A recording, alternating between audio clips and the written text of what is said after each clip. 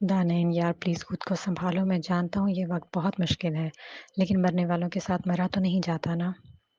سید نے بہت نرمی سے اسے سمجھانا چاہا تھا، کیونکہ اس کی اداسی اسے بھی بے چین کر رہی تھی۔ ماریا کے انتقال کو 1 ہفتہ گزر چکا تھا، ہر کوئی غمگین تھا۔ اس ناگہانی موت پر دانین مسلسل ماریا کی امی سے ملنے جا رہی تھی۔ ماریا کی ایک بہن اور 2 بھائی تھے۔ اس کا تعلق سفید پوش گھرانے سے تھا۔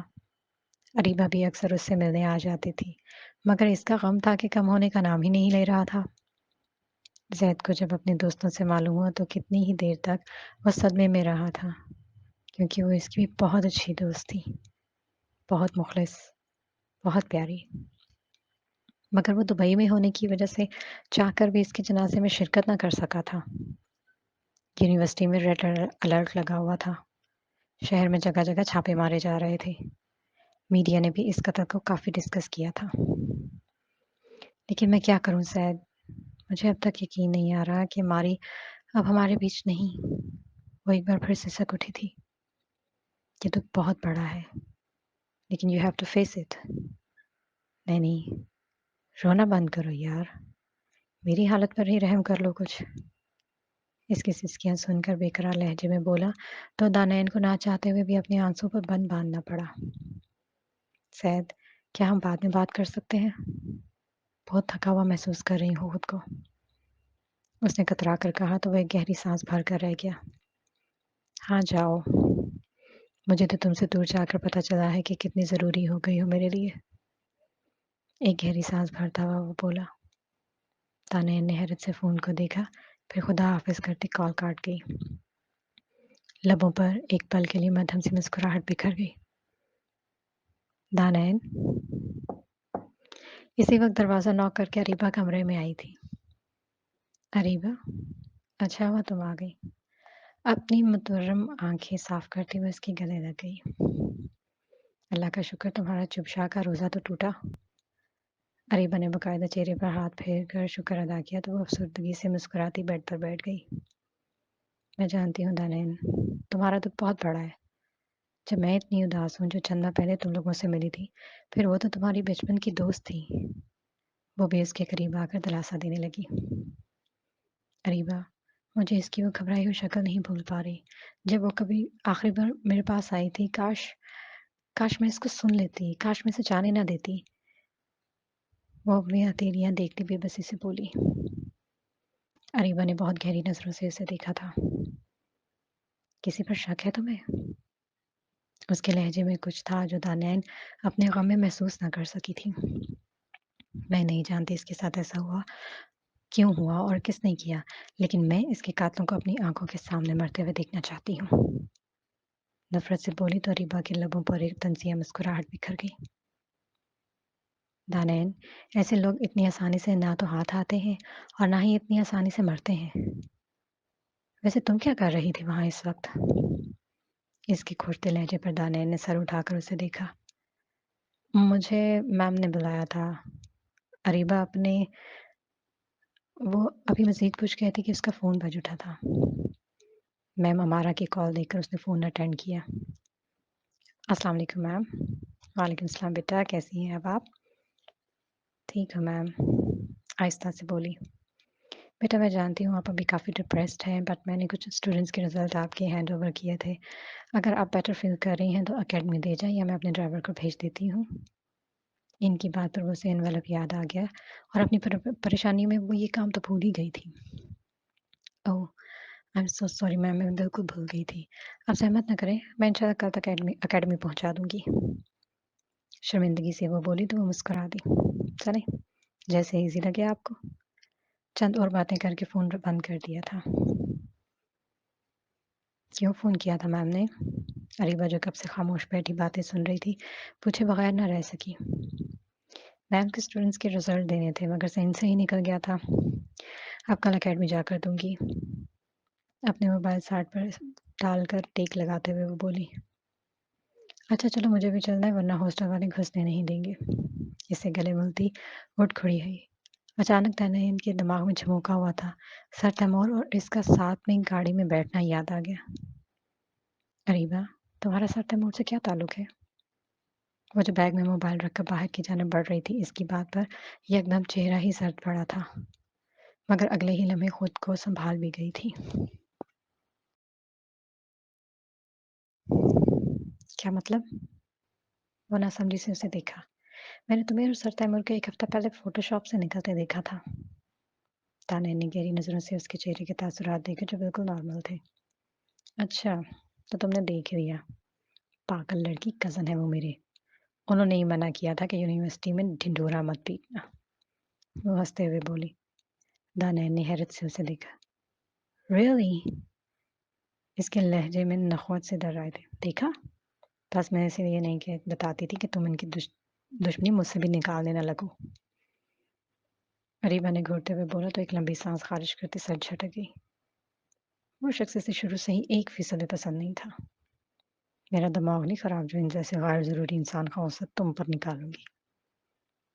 لہجہ خود بخود چڑچڑا سا ہو گیا تھا۔ اریبہ زور سے ہنس پڑی۔ اچھا اب میں جاؤں؟ مسکرا کر بولی تو دانیال بھی سر ہلاتی مسکرا دی۔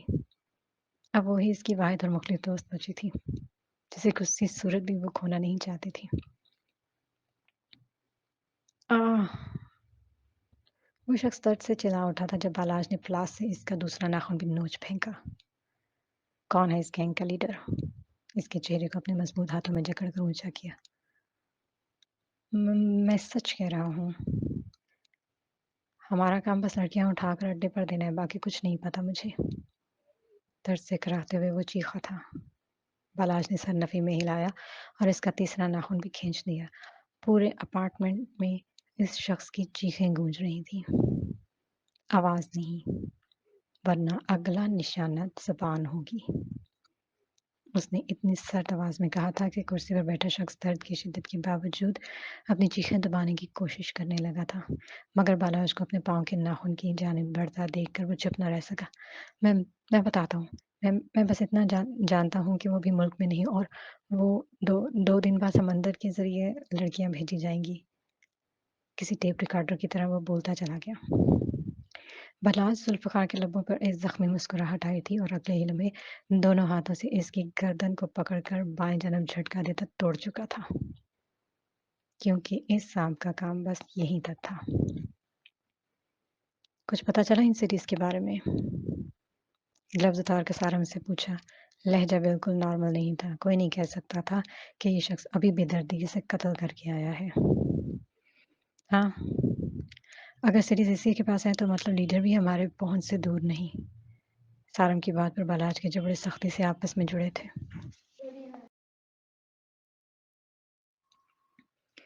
بس ڈیٹا ہاتھ لگ جائے، اس کے بعد ان سانپوں کو انہی کے بلوں میں مارنا ہے، پرعزم لہجے میں کہتا روم سے وہ باہر نکل گیا۔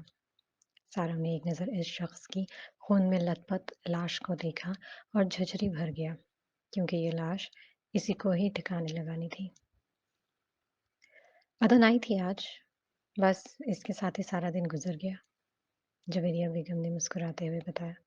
اچھی بات ہے، اس کی کمپنی میں آپ مجھے یاد نہیں کرتی۔ بس بالاج نے شکوہ کیا۔ وہ مجھے بہت عزیز ہے، کیونکہ جب بھی وہ تمہاری غیر موجودگی میں آتی ہے تم بھی مجھے اپنے پاس محسوس ہوتے ہو۔ ان کے فلسفے پر وہ ہنس پڑا۔ کیوں، میرا پرفیوم یوز کرنے لگی ہے کیا وہ؟ شرارت سے بولا۔ جویریہ بیگم بھی مسکرا دی۔ نہیں، مگر اس کی باتوں میں میرے بیٹے کی ہی خوشبو ہوتی ہے۔ وہ جانتی تھی ادن کا لگاؤ، مگر وہ بالاج کو کبھی سمجھ نہیں پائی تھی اس پہلو پر۔ مام، آپ مجھے میرے مقصد سے ہٹانے کی کوشش میں ہیں؟ اس کے خفا خفا لہجے پر جویریہ بیگم ہنس دی۔ تو میں نے تو نہیں کہا تھا کہ اس طرح خود بھی تڑپو اور میری بیٹی کو بھی تڑپاؤ۔ وہ آڑے ہاتھوں لینے لگی۔ مام، آپ جانتی ہیں میں نے کبھی نہیں تڑپایا اسے۔ وہ اس الزام پر بلبلا ہی تو گیا تھا۔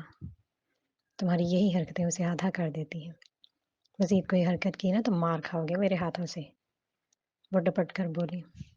اچھا، جیسا آپ کا حکم مسز ذوالفقار، بس دعا کریں یہ مشن بخیر و عافیت مکمل ہو جائے، پھر آپ کی ساری شکایتیں ختم کر دوں گا۔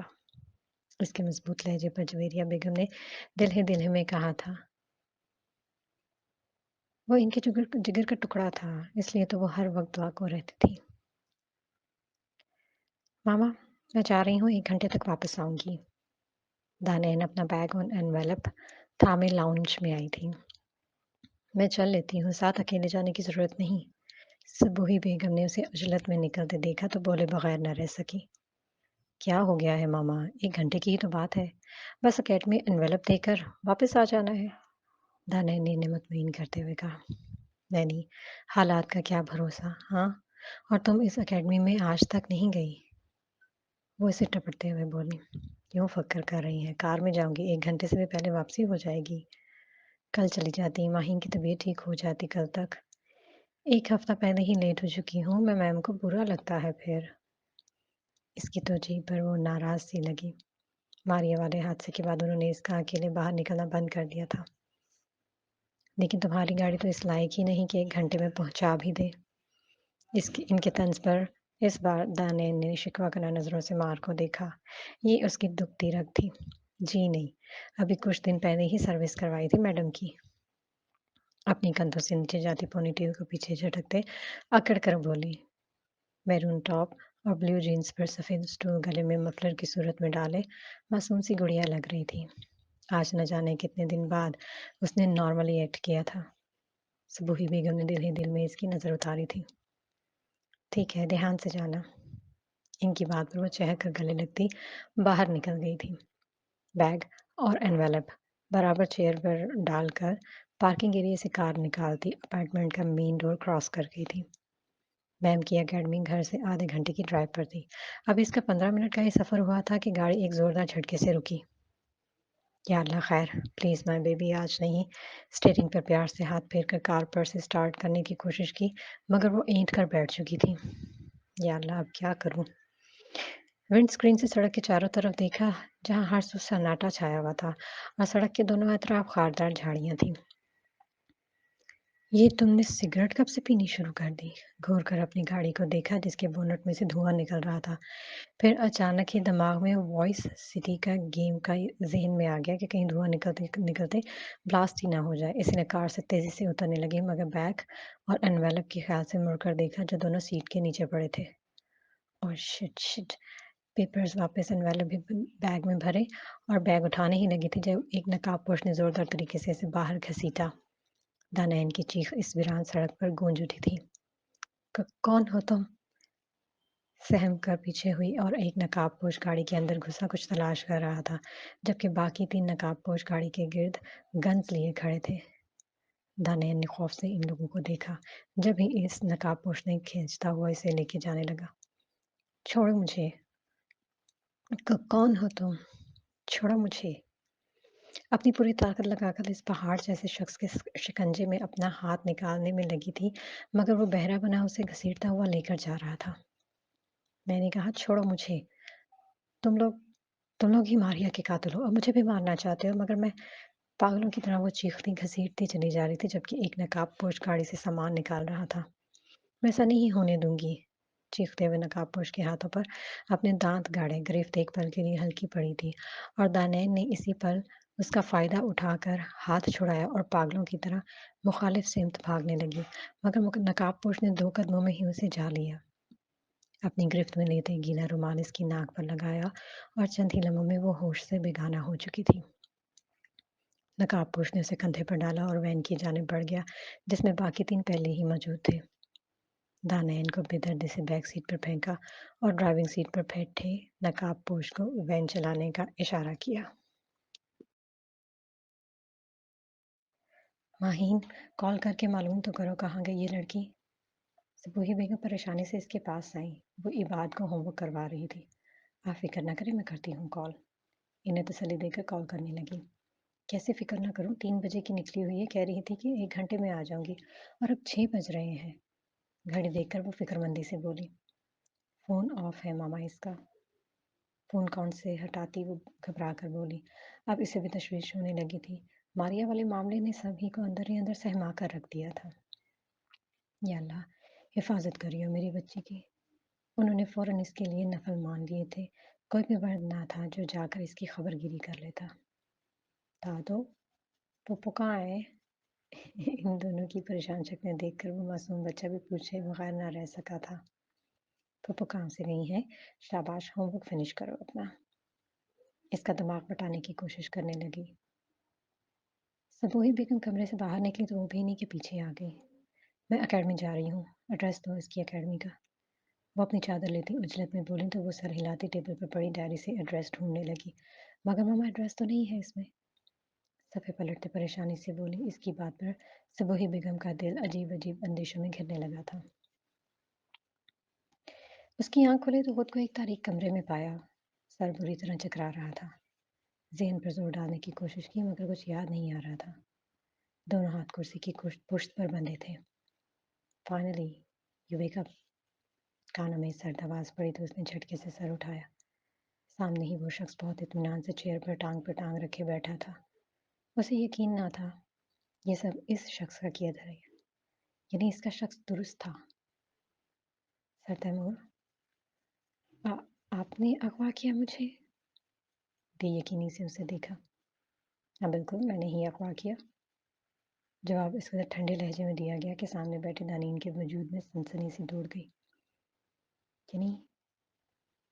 یعنی آپ نے ہی میری دوست کو؟ اس سے جملہ مکمل نہ ہو سکا تھا۔ آنکھوں میں نمی جمع ہونے لگی مگر وہ ویسے ہی پرسکون بیٹھا تھا۔ کیوں کیا اس کے ساتھ ایسا؟ بولو، جواب دو۔ نفرت سے چیختی رسی سے اپنا ہاتھ چھڑانے کی کوشش کرنے لگی جب اس کا چہرہ سختی سے دبوچ لیا۔ ایک لفظ نہیں، سمجھ آئی؟ اس کا چہرہ اپنے ہاتھ میں جکڑ کر ایک ایک لفظ پر زور دیتے بولا۔ وہ سن ہوتے دماغ کے ساتھ سکن نظروں سے اسے دیکھ رہی تھی۔ جب ہی کمرے کا دروازہ کھولا تھا اور آنے والی شخصیت کو دیکھ کر وہ بالکل پتھر کی ہو چکی تھی۔ اتنا بڑا دھوکہ، اتنا بڑا جھوٹ، کتنی بے وقوف تھی وہ جو یہ جان ہی نہ سکی۔ اریبہ، تم بھی؟ لبوں سے بس اتنا نکلا تھا اور دو آنسو ٹوٹ کر گالوں پر گرے تھے۔ اس شخص سے کوئی لینا دینا نہ تھا مگر وہ تو دوست تھی اس کی۔ وہ متوازن چال چلتی اس کے سامنے آ رکی۔ کیا کہہ رہی تھی تم ابھی؟ قاتل؟ قاتل ہم نہیں بلکہ تم ہو ماریا کے قاتلوں کے ساتھ شامل ہو تم ہو قاتل۔ اس کی مستحکم آواز نے دانین حسن کے دماغ میں جھکڑ چلا دیے تھے اور لبوں پر ایک زہر خندہ مسکراہٹ آ گئی تھی۔ تم جیسے دھوکے باز میں نے زندگی میں نہیں دیکھی۔ اس شخص سے میں کسی بھی چیز کی اچھی امید کر ہی نہیں سکتی تھی مگر تم تو دوست تھی، نہیں بلکہ سانپ ہو تم۔ غم و غصے سے پاگل ہی تو ہو گئی تھی۔ تبے وہ غصے سے آگے بڑھا مگر اریبہ نے روک لیا۔ نہیں میجر بالاج پلیز، میں ہینڈل کر لوں گی، پلیز مجھے ایک موقع دے۔ اس نے التجا کر کے اسے روکا مگر دانین تو لفظ میجر پر دنگ رہ گئی تھی۔ فارغ صرف تمہاری وجہ سے اس گھٹیا لڑکی کو بخشا ہوا ہے ورنہ اب تک یہ اتنا بولنے کے قابل نہ ہوتی۔ وہ پھنکارتا ہوا حقارت سے اسے دیکھ رہا تھا جو بالکل ساکت ہو چکی تھی۔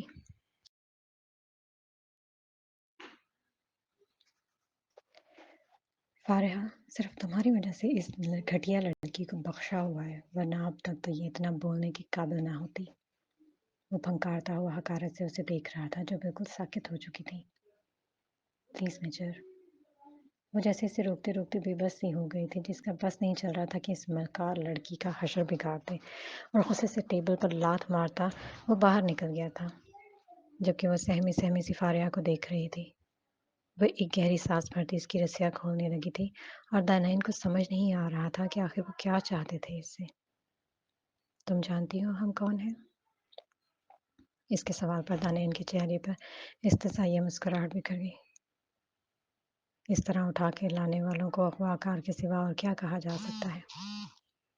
اس نے بھی اسی کے انداز میں سوال کیا تھا۔